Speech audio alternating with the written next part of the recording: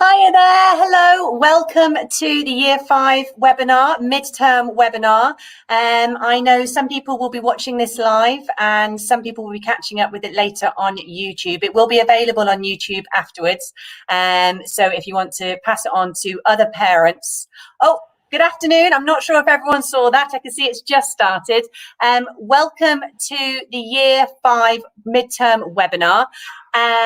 This webinar should hopefully provide you with a little bit of information about what the Year 5 children have been learning and what they're going to be learning, and also how you guys can help at home. It is going to be available on YouTube afterwards, and we also would love, if you're watching it live, to pop any questions into the comments box, and there will be time at the end of the webinar for you to ask Miss Danielle questions or to ask myself any questions, because I have Miss Danielle here, our head of Year 5. Hi, Miss Danielle.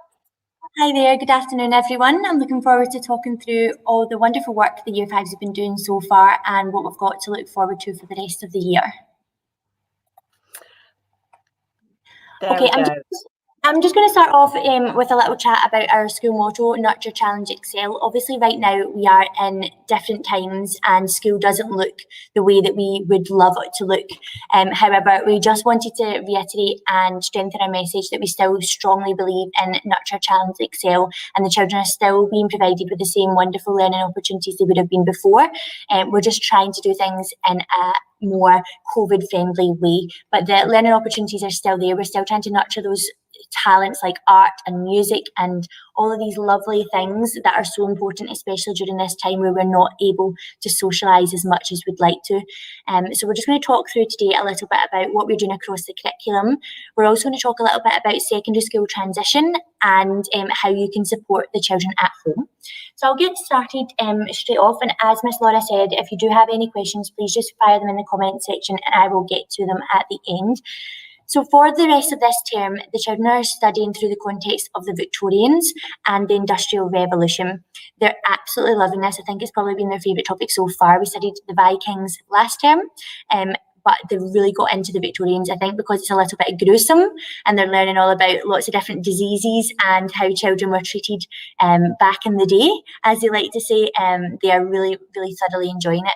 I've got a little picture on here, and this is their fact files as part of their planning process for their biography writing task. They had to choose a famous Victorian inventor or explorer and write a biography on them, and then they created their own little bobblehead of their inventor. I think this is John Cadbury as our example here, and they shared all the knowledge that they learned about how he invented the first hot chocolate and then the famous Dairy Milk chocolate bar. Another example in the picture here we've got is quite a common task that we undertake as part of our topics. We try in Year 5 and across Victory Heights to integrate our humanities work with our English, just so that the children have context for their learning and so that we can delve a little bit deeper into the learning now that they're a little bit older. We want them to think about sources and bias and whether what they're reading is actually factually accurate or fake news is the words that we use with them because it's so popular. So what they were doing with this was looking at sources, primary sources, pictures of the Victorian era, and they were looking at how they could infer or deduce information from these images. They were also then looking to see whether the images had bias. Do they look like they were trying to sell something? Do they look like they are trying to share a mood or a feeling? This is a kind of topic that we're looking at now. The children are not just gathering facts and information. We're trying to get them to learn applicable skills that they can apply across the curriculum into all their learning that's coming up as well. After the Victorians, we are going to look at Africa. We're going to move to a geography focus rather than a history focus, and we'll be looking at a text called Journey to Joburg. So we've got a nice spread this year. We have 2 geography topics and 2 history, but they are quite interlinked because throughout the Victorians we will be looking at the British Empire, the rise and fall of this, and the implications across the world for that as well. While we're looking at things today, I'm going to kind of show the expectations we've got for their writing, their maths and things now that they are a little bit older. There is a huge jump between Year 4 and Year 5, and children always really shine this time of year is when year 5 just come into their own. They're starting to get ready for that move to year 6, and we're starting to see their work really get a bit of maturity. So these are 2 examples of writing from year 5, our current year 5s, just to show you the level of presentation and quality work that we're looking for. At this point, we are not really looking at the layout of text as much anymore. So if you were teaching a newspaper report in year 3 or year 4, you would be looking at, okay, it has a headline, it has this, it has that. We are now looking at the more complex issues of language. So children are looking at using idioms, they're using alliteration, they're using personification. They're looking at something that we call show, don't tell, which is where the children actually are showing someone feels something instead of telling them. So children's writing, once they learn features like adjectives, can start becoming, and then this beautiful happened, and then this happened, and then this happened, and then this happened. So we're now trying to get them to use those features without creating a list.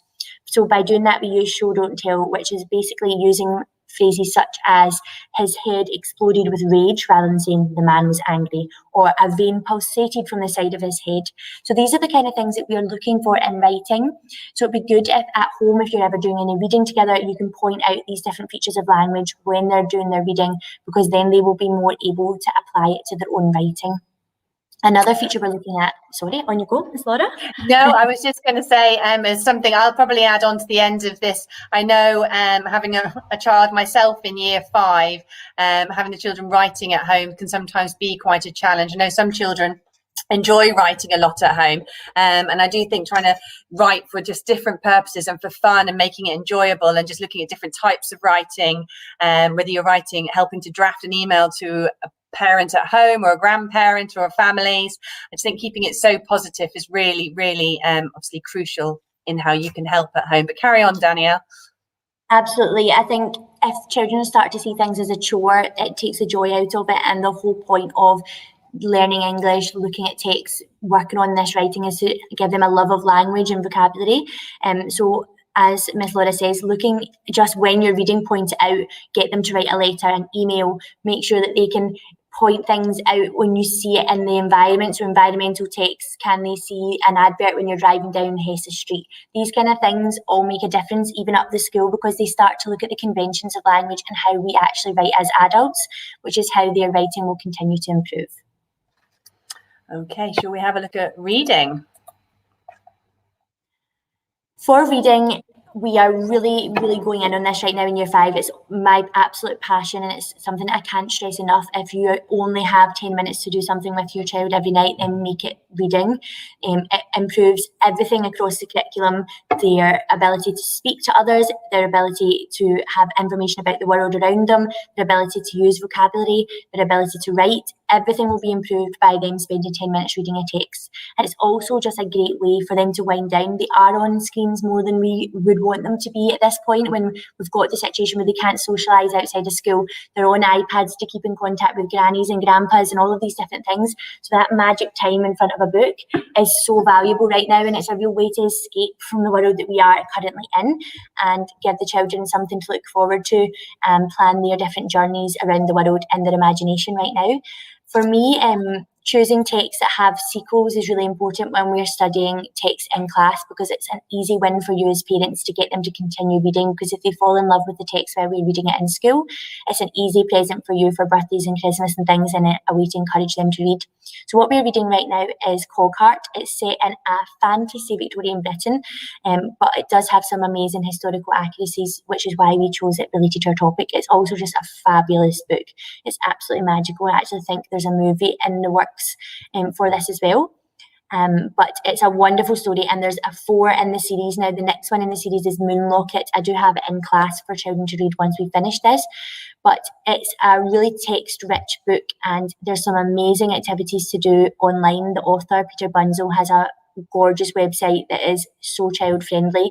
So a great way to keep them involved and get them engaged at home. If they are someone that isn't keen on the standard homework that we set, that's a good way to keep them busy and motivated into learning their text. The next book that we are going to move on to is Journey to Joburg. It's a classic by Beverly Naidoo. It is a story following a township in Africa. We will be looking at Africa from a geographical perspective, but we're also going to be looking at the slave industry and the slave trade and the impact that had on the world. And then after that, we will be looking at field exploration and study, and we'll be doing that through the Guides of the Explorer by Catherine Rundle, which is about exploration in the Amazon. These are gorgeous books. They're so lovely. They're absolute classics now, modern classics, and I would really recommend, if you can, to get your hands on them, even on Kindle, just for a read yourself. I think it's really nice as a parent sometimes to read kids fiction. I know as a teacher, when I first started in the job, I got into reading the books before I read them with the kids, and it's amazing how nice a children's book can be to unwind even for adults. And it's nice to know that you can ask the kids questions about their book and get really involved. Our expectations for reading now are very different. We are not looking at fluency anywhere near as much as we are their comprehension and understanding. There's two main reasons for this. One, that there are some people who will never be able to fluently read out loud if a child is dyslexic. This is one way dyslexia can show itself. They will not be able to read aloud, but they will be able to read into themselves. And also because as adults, we do not read every word on the page. When we are reading, we gather understanding from the words that we do read. So we are now at a point where we want to be ensuring children are taking meaning from what they do read, rather than fully focusing on. Most of our children now are excellent fluent readers, and we don't have to focus on that side anymore. We're looking at what they can take from the text, their understanding they can gather, and the questions we can ask about the text. So they may be able to read every word on the page of a book, but they maybe are not understanding the hidden meaning the author has left behind, or being able to look for context, or understanding the historical features that have been added to the text. So this is what we are now looking at. And this week in class, the children have been creating their own questions. So we have been working on something called VIPERS, which stands for Vocabulary, Inference, Prediction, Explain and Retrieve. And those are question types. So the children answer those different questions. Now, because they've become quite confident in answering different types of questions like this, they're now creating their own. So this is called higher order thinking.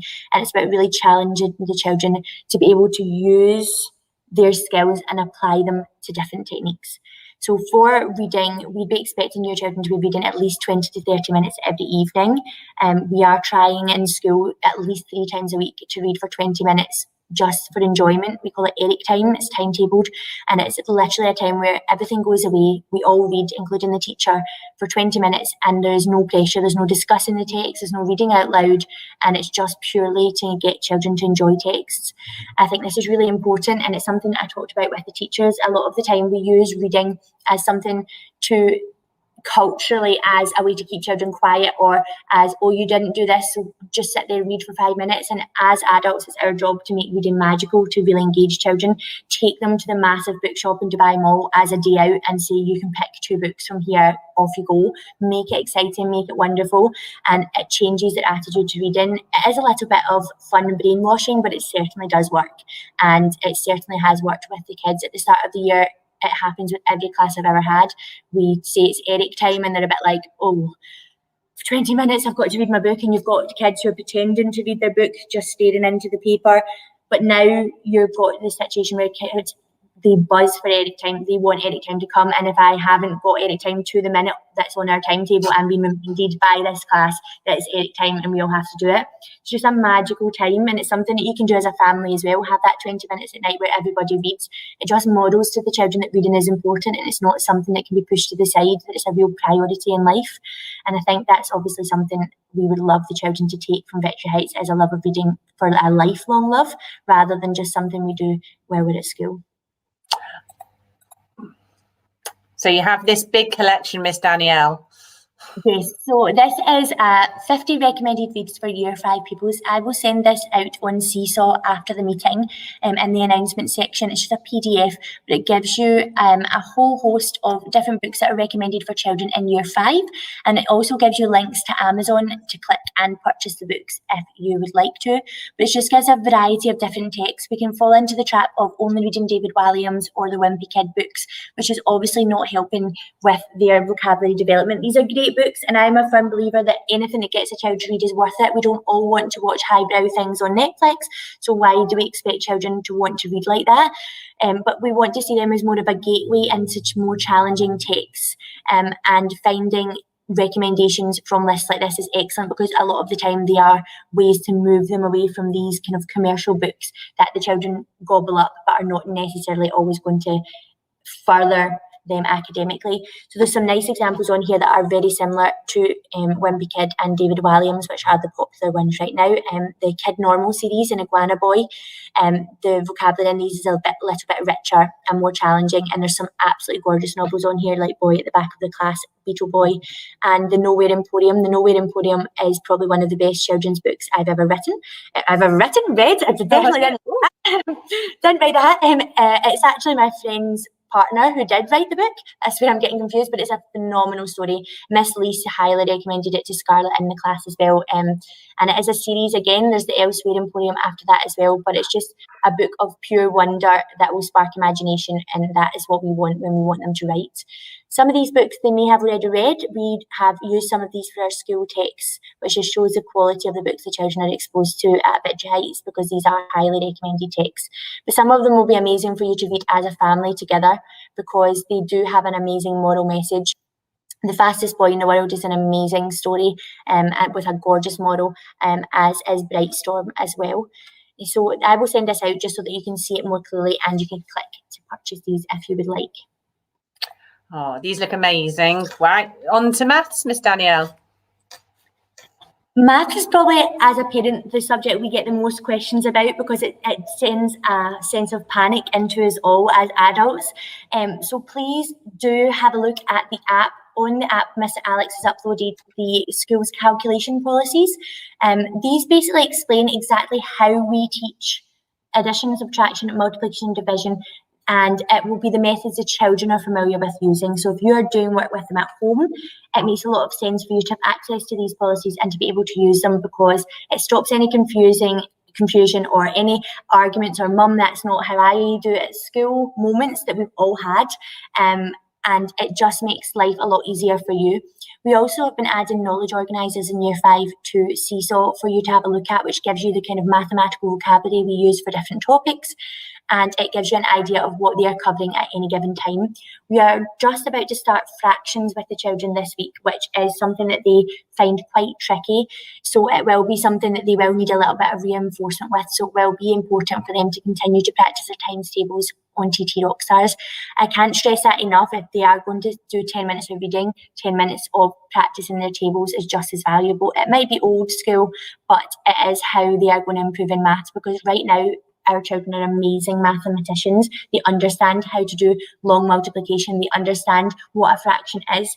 What is holding them back slightly, some of the children, is that their numerical fluency isn't as sharp as we'd like it to be. So they know their times tables, but they know them in order. They can tell me 7 ones are 7, 7 twos are 14, but they can actually just quick fire give the answer, which means when they do a long multiplication of 2 digits and 2 digits, they may get the answer wrong, but it's not actually because their steps in the process are wrong, it's because their tables are incorrect.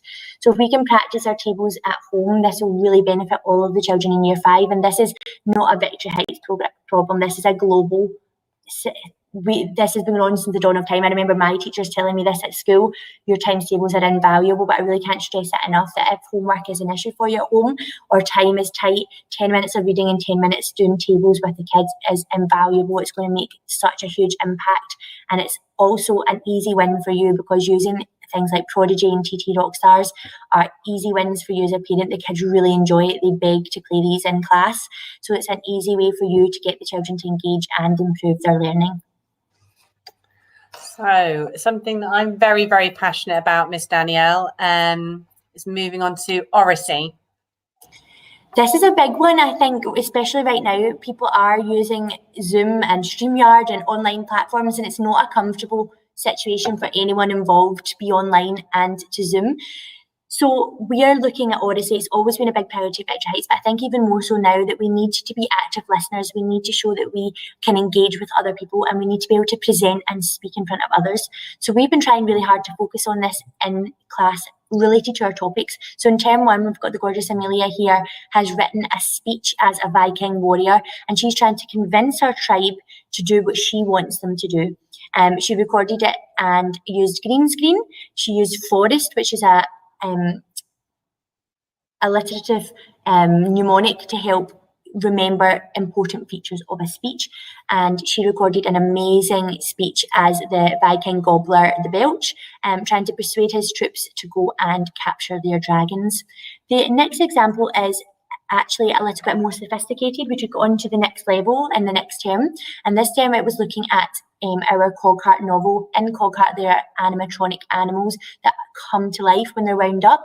And we debated whether robots were going to play a positive or a negative role in our future society. So at this point, we began to look at claims and evidence and impact. And the children have to now back up anything that they say. And they used this to have a debate on whether they thought robots were a positive or a negative impact on the world. And it was really interesting to hear the point of view. They're so knowledgeable and they have such amazing general knowledge. So it's just lovely to see them be able to develop that and nourish it. Excuse me. So we use slant and shape at Victory Heights, just as, again, mnemonics to help them remember the important parts of speaking and Odyssey. So shape is about speaking in full sentences, making sure our hands are away from our faces, articulate and don't mumble, project your voice and look people in the eye, because we look more confident when we make eye contact. These are really easy things for the kids to use, and it generally is just good manners as well. We're teaching our children to be successful members of society. We are all about nurturing these children holistically, and if they can speak in front of people, half the battles of the workplace when they are older are conquered if they are confident and ready to go out into the world and they can socialise and communicate with people. So we really, I know I said that reading is that key aspect, but if you can't speak it, you can't read it. These are such huge factors in our process right now in Year 5. We're trying to develop and nurture this with the children so that they are ready for that step into secondary school. That is not actually that long away. I know it's very scary to think about, but we are now preparing them for adult life at this age, and these are skills that will be lifelong skills that we can develop and nurture. And again, this is something that you can do with them at home. Ask them questions at the dinner table, ask them their opinion on things in the car. The general knowledge they've got is amazing, and we do nurture that by using First News. The children have child-friendly newspapers. One, The Voice, the Victory Heights Voice, and First News. They have access to these every week, and they can sit and read through current events, and they do discuss it. They do have opinions, and they're very, very mature. And as they say, out of the mouth of babes, a lot of the time they're much more sensible than the adults in the world when it comes to these things. So it's a good way to get them involved again in their learning, and for you to feel part of their learning, just having these debates and discussions at home. Yeah, I absolutely agree, Miss Danielle. Really valuing talk at home and just looking, it's a very easy thing you can do without any resources, and just involving everybody, putting devices down and having that real eye-to-eye contact, or having a family debate or a discussion, or what do you think? And really, I know very much, when you're asking your child at home, how was your day today? Be really quite specific on your questioning, because otherwise it can be quite a one-word answer. Otherwise, talk about, tell me something incredible that happened today. Tell me who you worked with today, or something funny that happened today, and really trying to just making that part of everyday practice, and just really trying to have good conversations is so valuable, and will have a huge impact on their writing. Moving on to Miss Danielle about how we can help at home. So as we've been talking, as we've gone through, the most important thing that you can do is read with your child. There is absolutely no more predictor of their future success. There was a study done in America about 20 years ago, and they followed children from nursery all the way through to doing their SATs at secondary school, so their A-level exams. And the only consistent predictor of how children's academic success went on, when you take away money or the poverty gap or any of these things, was whether a child was read to or not. So the children who were read to had far greater success in their academics and as adults than the children who were not. And this little diagram I absolutely love. It shows the different amounts of time that you can read with your child, and how many words they'll hear per year, and how many hours they'll have read for by year 6. So 20 minutes a day is 1,800,000 words, and they will have read for 851 hours by year 6. It's 20 minutes of their day. And if you make it a joy and something to be excited about, make it special, find a comfy place in the house. Do you have a snack? Do you do it with hot chocolate? Do you go to the mall to pick out this book? Do you make it something that as a family you look forward to? And it just nurtures that love of reading and their enthusiasm for reading as well. Spellings, we have spellings every week. There's a spelling test every week. That is pretty much self-explanatory. The kids are very good at this. They are very competitive with themselves on their results. So I don't think that's one that we have to worry about. Times tables, again, just making sure that they are spending 2 or 3 times a week. We do all of this in our basic skills sessions in the morning, but any time that can be spent reinforcing this at home is going to be beneficial, because at this point of their mathematical career, they're no longer learning the tables as part of their maths, so they need that practice to keep it sharp in their head. The expectation is that they know their tables, and we're now utilising our tables in different ways. And as Miss Laura was just saying, talking and sharing, talking about your day, something I always use with the kids is that it's my job to teach you how to think, not what to think, to try and get them to realise that their opinions and their voice is important. They don't have to agree with everything that the adults in their life say, but they have to learn how to respectfully disagree. And I think that's a huge life skill. So asking them an opinion on something and then asking them to prove why they think that or give a reason is so important, and it helps in their learning in writing, it helps in their learning in humanities, and it just makes them an all-round social, well-rounded person. The kids, we're so lucky at Victory Heights. These children are phenomenal, and they all are able to discuss and be quite comfortable, but continuing that is so important, and making sure that they are aware of the world around them in our little Dubai bubble. And this is my sorry, my little moaning section. I do apologise in advance. However, it's just a little reminder that headphones, we do not have headphones for every child in the school, and because they do have to access some of their learning on devices, they really do need to be bringing their headphones in with them. They don't need to be expensive or fancy.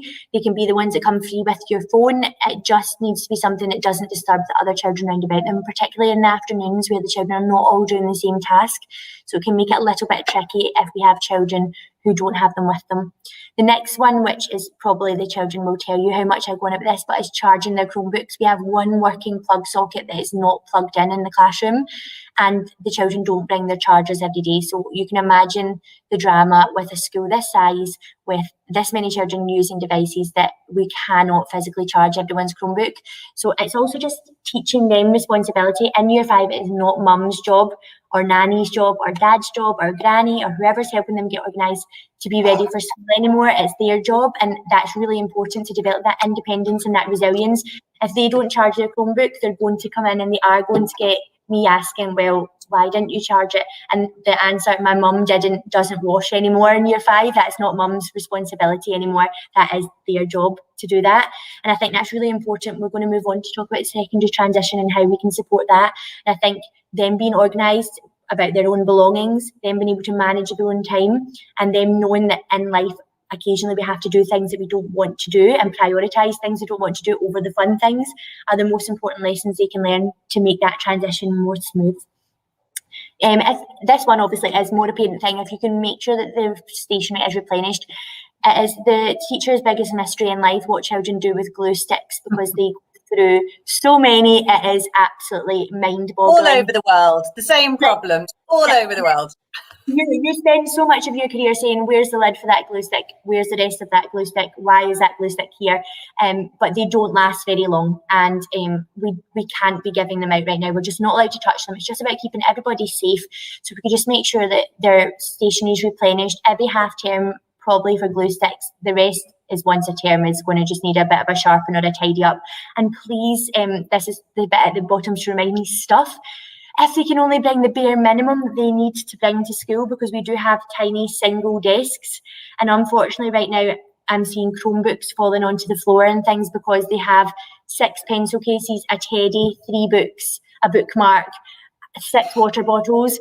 And it's just, I also worry about the little bags. They're coming up the stairs with all of this stuff in their bag. Again, a universal problem. Every time I've ever taught year 5, it seems to be a year where they want to bring everything that they own with them.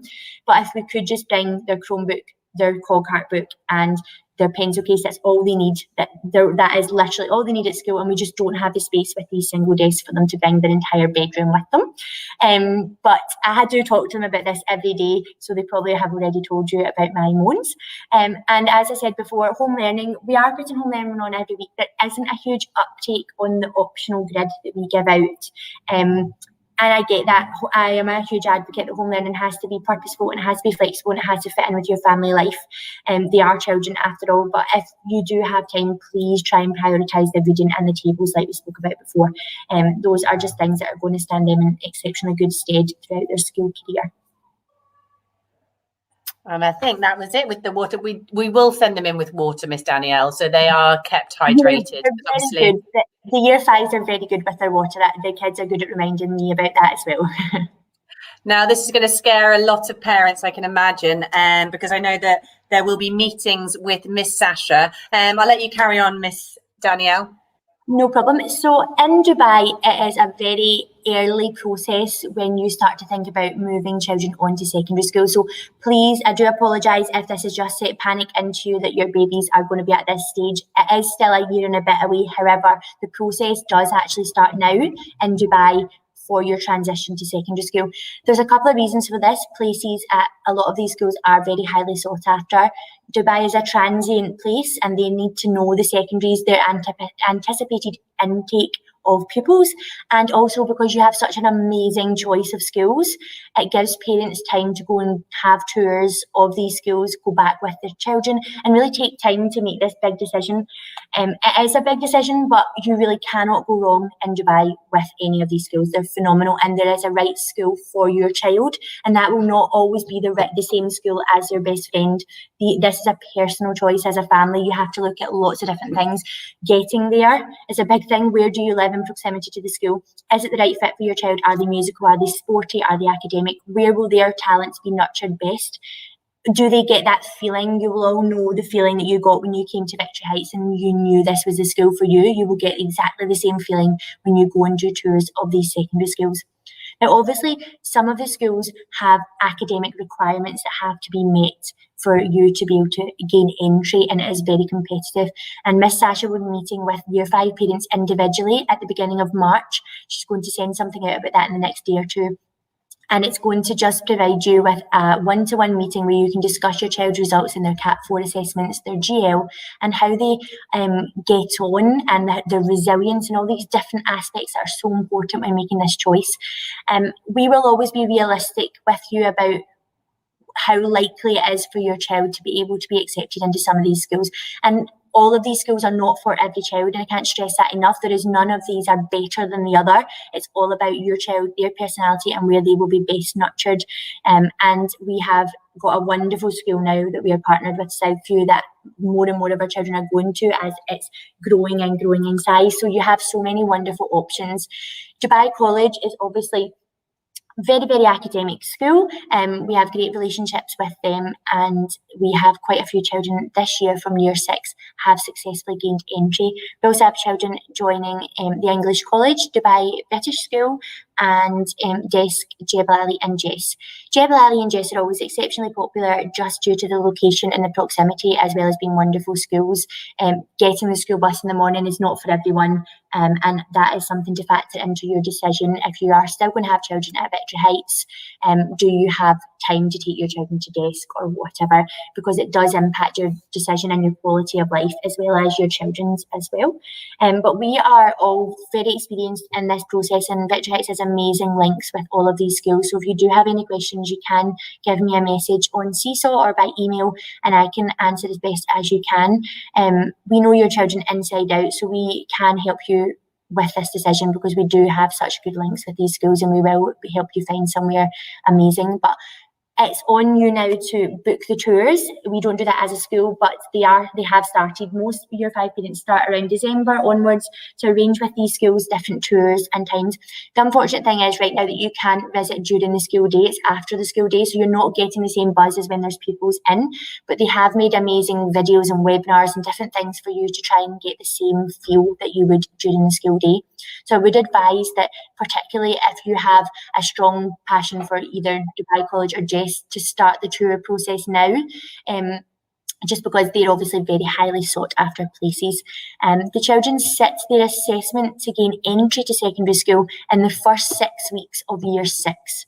So round about October next year, they will sit, so October 2022, they will sit their entrance assessment for secondary school, and they will know in November, December, January, February is when the places are given out to the children. So it is quite an early process. So I do apologise if we have put some fear into you today, but it is something to start considering, particularly as we know that Dubai is transient and we need to have a kind of idea to help you support you through that process. Absolutely. And Sasha will be in touch soon to arrange appointments with all those families that are staying on to help you make your decisions and help you feel very comfortable in this. And it won't be that scary, we promise. Okay, finally, I know that most people will be watching this later, so I don't believe there are any questions at the moment. If you do have any questions, please do use the comments box, or afterwards, please do send Miss Danielle or myself an email and we will help out as best as we can. But thank you, Danielle, for that really comprehensive webinar, just a bit of sharing of what life is like in year 5 and things to work on and things to look forward to. Thank you very much for joining us. I hope you found this useful. I'm very aware that for our families at the moment, it's very different at Victory Heights. We are very used to being able to chat in the playground and all talk together and have lots and lots of casual conversations and conversations with teachers and staff here. So I hope you found this useful. I hope you still feel very connected, and thank you very much, Danielle, for a very wonderful and informative session. Have a good evening, parents, or a good rest of the day whenever you're watching this. Thank you, Miss Danielle, and you take care. Thank you. Bye. Bye-bye.